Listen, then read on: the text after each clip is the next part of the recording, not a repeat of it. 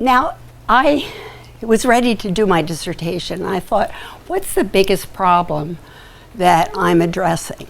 And what I noticed was that here we had the library providing excellent resources,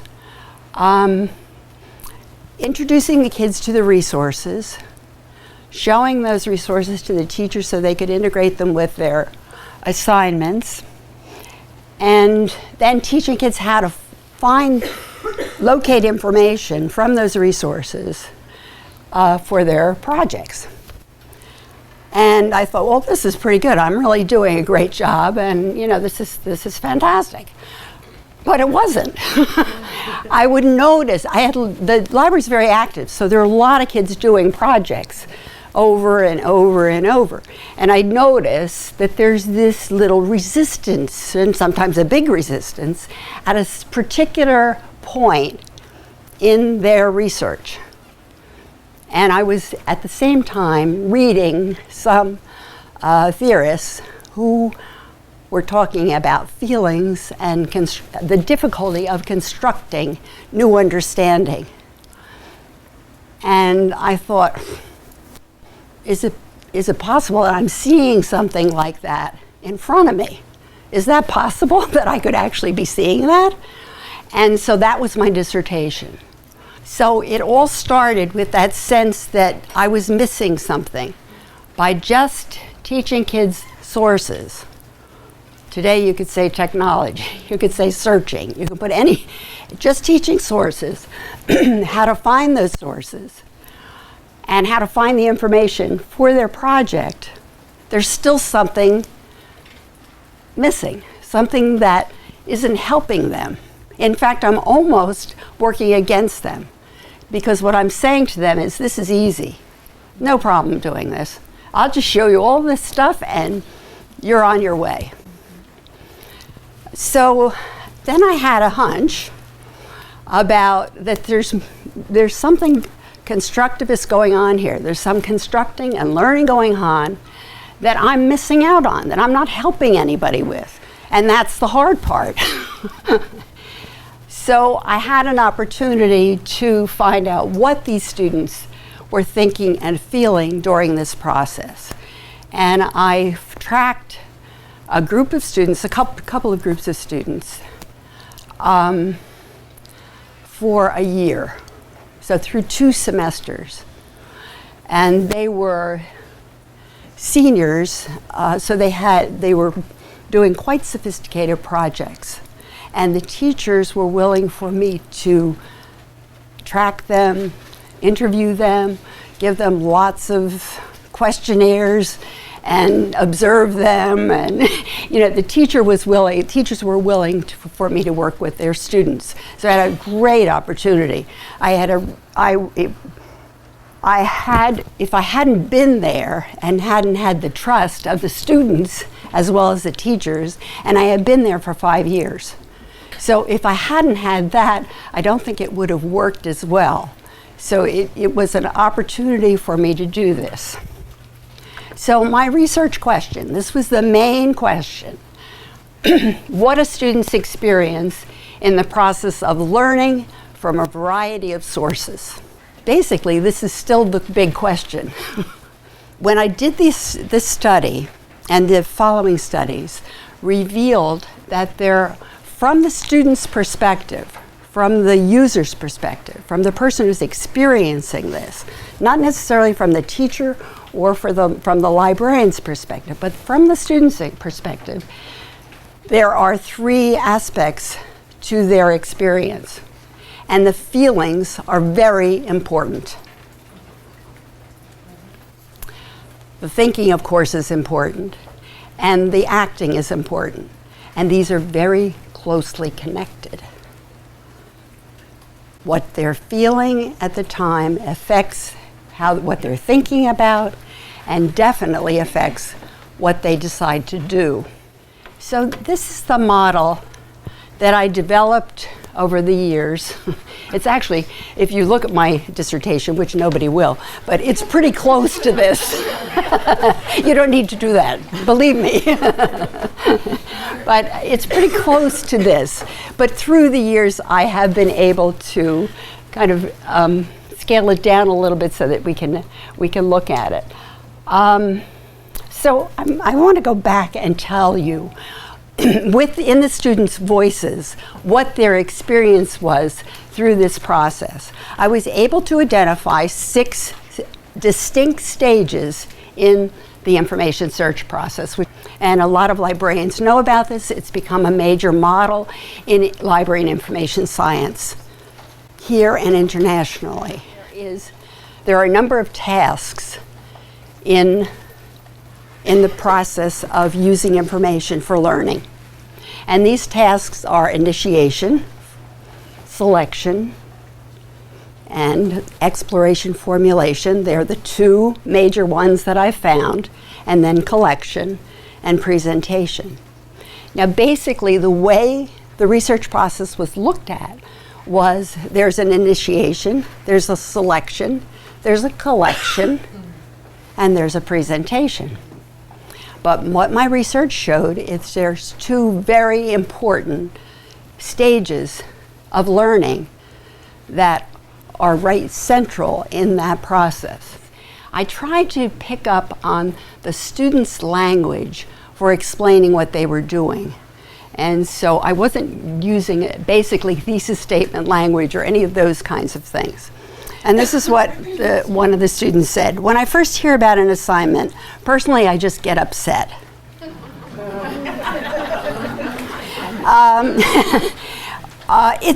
Then another one, it's a spontaneous kind of fear. I guess in the beginning, I was like everyone else. I didn't know what I wanted to do. I felt anxious. So initially there's this feeling of uncertainty, of anxiety. You know, this is going to be hard. How am I going to do this? Okay, there's that sensation. Then moving on to selection, there's a feeling of, here's a topic I can do, I can use. This is something I can do. And there's a feeling, there's an optimism. So here's the expressions. One student said, once I have my topic, I usually feel a great deal better, and the idea of a research paper doesn't seem so cumbersome. So the topic makes all the difference at that point. Another one said, I felt kind of anxious when I didn't have a topic, and this is important. It seems to the students who lag behind picking something, an area, that everybody else is way ahead of them. And so that causes that tension, and this is the way it was explained. I was upset because even though I knew that the paper was due a long way off, everybody else seemed to be working and I wasn't. So there's that need for guidance, with more guidance with some students than others. So there's a sense of optimism at this point.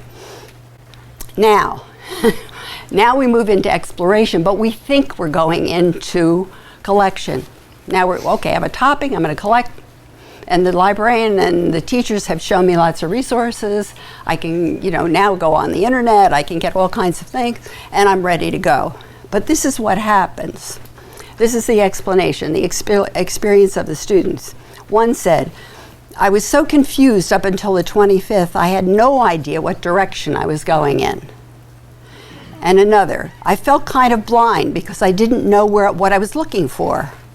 Another one, it seemed there was so much to do, it really scared me. Another one, I went to look for a total change because I was sick of it. I had trouble with it. I didn't want to do it anymore. So the feeling that there's something wrong with the topic because it isn't going smoothly. So that stage was a real eye-opener to me.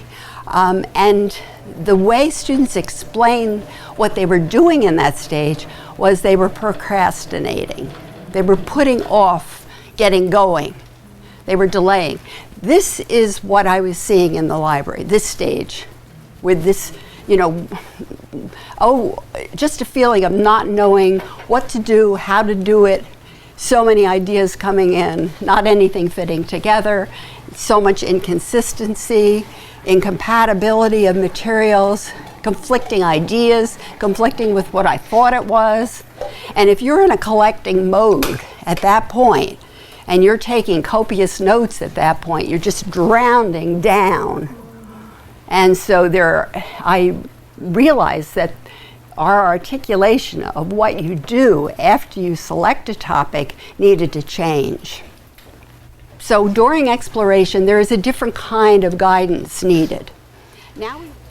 So now we reach that center stage where we've looked at a lot of different kinds of sources. We've thought about things and talked about it to people, and we've kind of gotten an idea, a lot more idea of what this research is going to be about.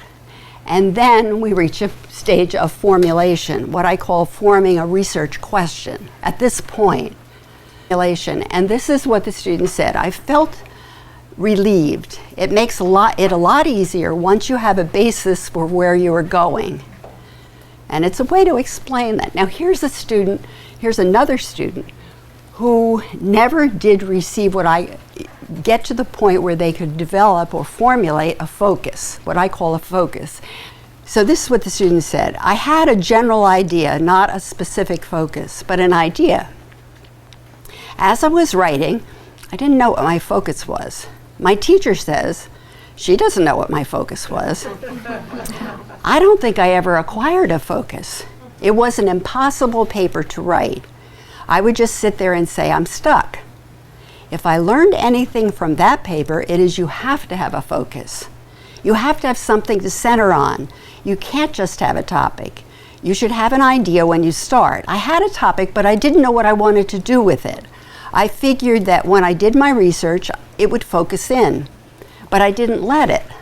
I kept saying, this is interesting, and this is interesting, and I'll just smush it all together. It didn't work out. So it's a really clear explanation from a kid's point of view of kind of misunderstanding what that exploration and formulation stages were about, what they were trying to do.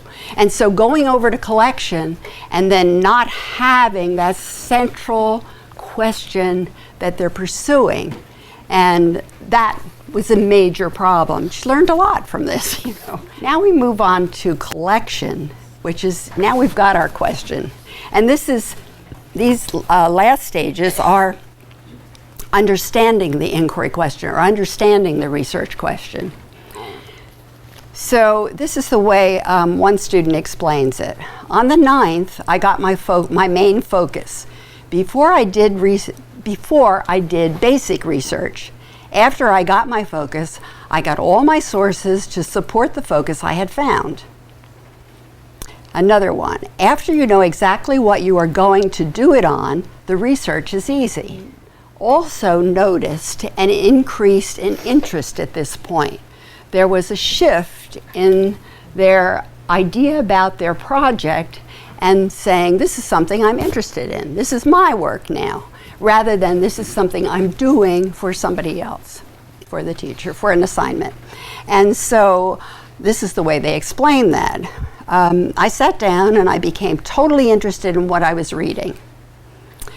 Another: I didn't find this boring. I have senioritis and really didn't like doing it, but it was interesting what I found. Now, that's one problem with these research projects. They're put on after all the important work is done.